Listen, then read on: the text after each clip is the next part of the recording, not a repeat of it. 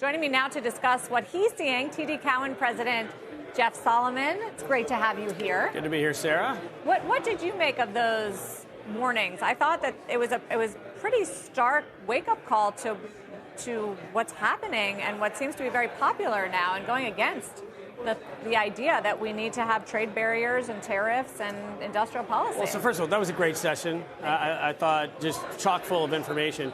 When I look at these things, you have to look at two sides. So we just came through a period of massive fiscal spending pretty much across the board in every economy, coming off the back of the pandemic.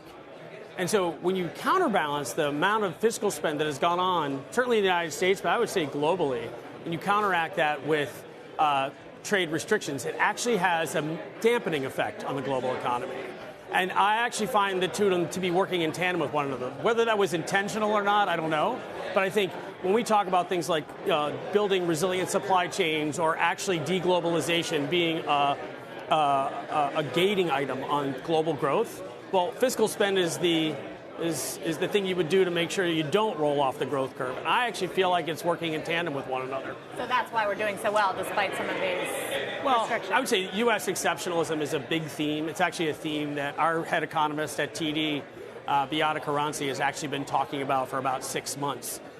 This idea that the United States is actually growing, and this idea that because of employment numbers and population growth and a bunch of other things that are happening in the United States, which are a bit surprising, that it's been incredibly resilient, even in the face of rising rates. Although population growth is now slowing down.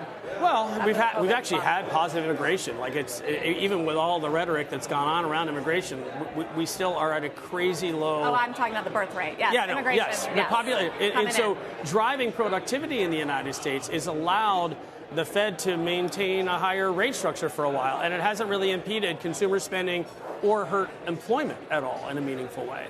Do you think they're going to cut? Because you have been correct when you came on with us and said, forget it.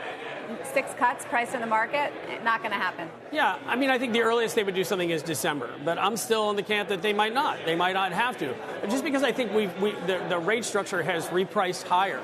And the economy seems to be doing just fine. And why? When you take a look at the underlying fundamentals of consumers, like a lot of consumers who carry debt are carrying like long-term fixed rate debt in the United States. And that's different than when we headed into the global financial crisis where everybody was super sensitive to short-term rates. Even there, consumer debt is actually pretty low. And so when you look at the amount of money that was put in people's pockets during the pandemic and savings, it might be burning off. But actually, even in a higher price environment, even with greater inflation, people are still doing okay because they're still employed. And so the combination of all those things. That's cooling. We got another update today on job openings. That's okay. It's not rolling off a cliff. Like, it's supposed to cool. Like, let's be really clear. Cooling is not a bad thing as long as it doesn't roll off the cliff and we go into a recession.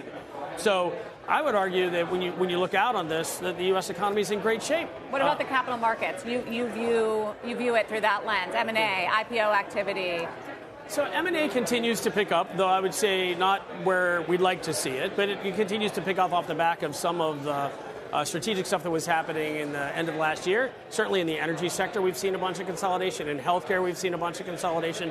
So I think in those particular cases, we'll continue to see that. I also think that sponsors are figuring out how to get deals done in a higher rate structure environment. So we're starting to see some movement there.